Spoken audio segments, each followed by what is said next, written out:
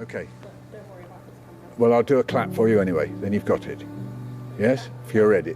1, 2, 3. Here we go.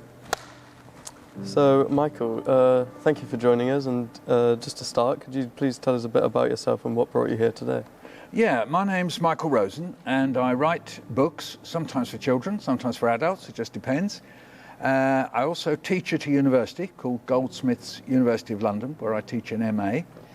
And I'm also a broadcaster. So I teach, so on the broadcasting, I do a program called Word of Mouth, which is about language, the English language mostly, and it's meant to be a kind of edutainment show. So it's sort of educative, but also entertainment. And also I'm a performer, so I go around and doing shows as well. And I'm here today because I was asked to come here to talk about a book I did called The Missing, which is the true story of what happened to my relatives during World War II. So I was talking about that. Brilliant. So could you tell us a bit more about The Missing, sort of what inspired it, sort of what you found out? So it's a book that was started by a bit of a mystery, really. My father would talk about having two French uncles, who were living in France before the war, but they weren't there at the end of the war. That's what he used to say to me. So, you know, Mick, that's what he used to call me, you know, Mick, I had two French uncles, and they were there at the beginning of the war, and they weren't there at the end. And I'd say, well, what happened to them? And he'd say, well, maybe they died in the camps. And he'd leave that kind of hanging there in the air, like I didn't know what it meant, you know. I was born in 1946. He'd be telling me this, say, in 1950, 55, you know, in those years. I didn't know what he meant by camps. And when you hear about relatives who've just disappeared, it's kind of sad and odd, and it sort of works away in your mind. And then bit by bit, as that post-war period developed, I found out what the camps were. He was talking about concentration camps and extermination camps, because the Nazis had this idea, if we can call it an idea, that they wanted to exterminate all Jews in Europe.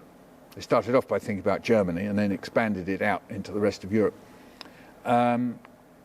So I realized that my father's uncles, my great uncles, were somehow part of this.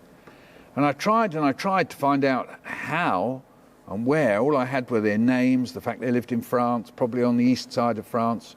My dad had mentioned some places like Nancy and Strasbourg, had mentioned these places, but I couldn't get anywhere with it. I couldn't find out. I tried the internet, I tried getting in contact with people in those towns, but their names, it didn't bring anything up on any searches until there was a breakthrough. And that breakthrough was the fact some letters were found when somebody died in America. My family spread out from Poland, France, Britain, and America. And some letters were found in America, and that was the key to my finding out what had happened to them. So, obviously the letters are what got you interested in this bottom-up history, which sort of led you to obviously finding out about your family, and then... The letters were the breakthrough. Yeah. I'd got interested, but the letters were the bit that kid, now we've got some clues, and then I could find books, find films, find stuff on the internet, and so on. Because unless you've got an address, or unless you've got a crucial little detail, a date maybe, you can't, it's very difficult to get any further.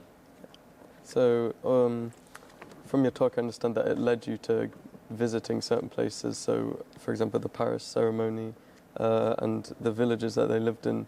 And you also mentioned Nice, but I don't remember you saying if you visited there. So, did you visit there? And, no, I'd like to, because I know the hotel, or even the hotels that Oscar and Rachel, that's my father's uncle and aunt, I know where that was. Also, there is a wall of names in Nice, just as there is in Paris. I only found that out about a year ago, and their names are on there. And I also discovered this week that their names are also in Auschwitz. Their names are on the wall. I only found that out, actually, 2 nights ago. Really? So I'm still finding out things. So there they are. They're up on a wall there. I've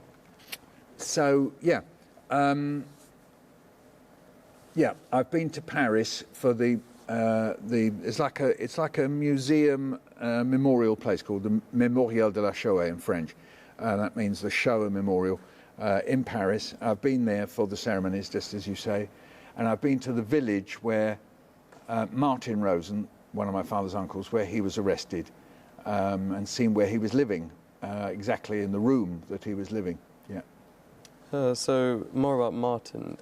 In the talk you mentioned that you wrote poems about Oscar and Rachel, and you read those out. Did you write any about Martin? Yes, they're in a book I did called On the Move.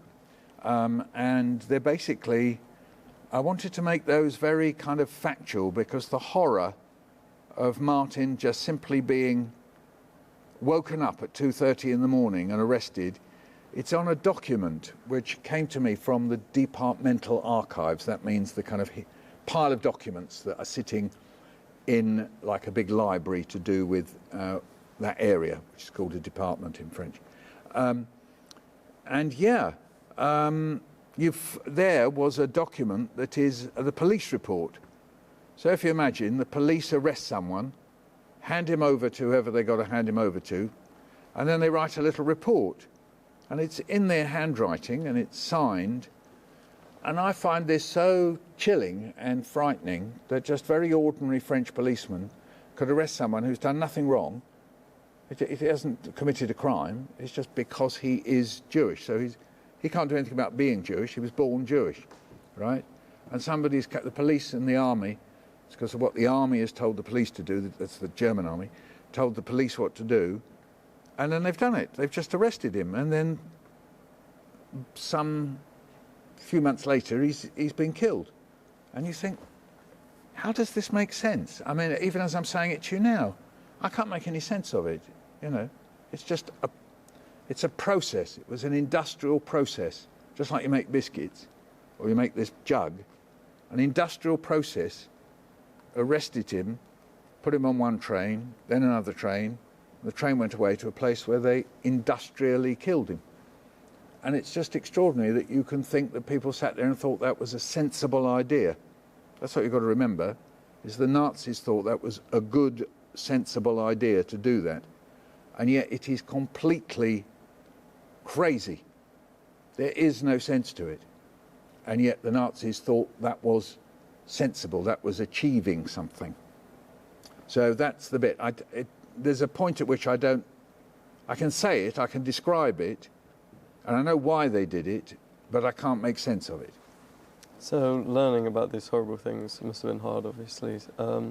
Has it influenced any of your other work, other than the two books that you've described, maybe sort of helping to teach a lesson?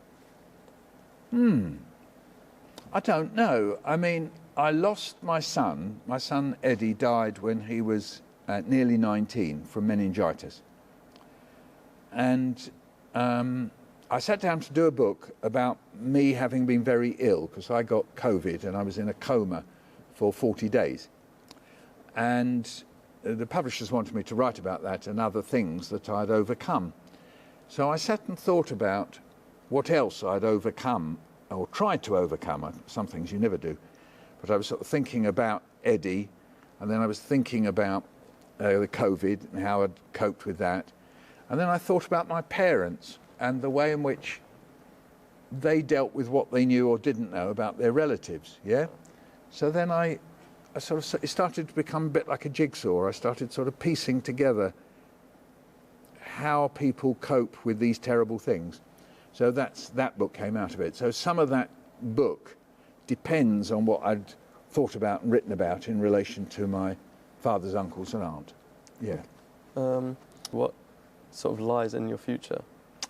Well, I found out that that train that my father's uncle and aunt were on, the Convoy 62, that's the one Oscar and Rachel were on, that there was a group of people who had tried to escape from the camp that all the people went on the train were put in first, which is a camp called Drancy, which is called a transit camp. And in that transit camp, there was a group of guys who were in a rugby team, but were also in the French resistance and Jewish. And they'd built a tunnel, tried to get out of the camp, and they were very nearly successful. They got to the very perimeter of the fence. So if you imagine this is the camp, they've gone on along the tunnel, and they've got to that very edge there when they were discovered. And then they were put on the train, But before they got on the train, they took tools with them. They managed to hide them on themselves. And they'd also heard that the train slows down when it gets to a tunnel. And so when it got to this tunnel, they bashed their way out of the cattle truck that they were in. They broke the slats and jumped from the train. And as they jumped, one of the guys, Fathers, he bashed his head on the inside of the tunnel, I think, and he was unconscious. And the rule in the resistance was don't go back. So the others, the other 9 or 10, I think, they went on, and then they left Dad, let's call him. His name was Handschuh, which means glove in German, actually. So Monsieur Handschuh, Hungarian in origin. And he lay there, and then when he woke up, he realised that they'd gone. So he made his way, and he stopped at a farmhouse. And the farmers took him in.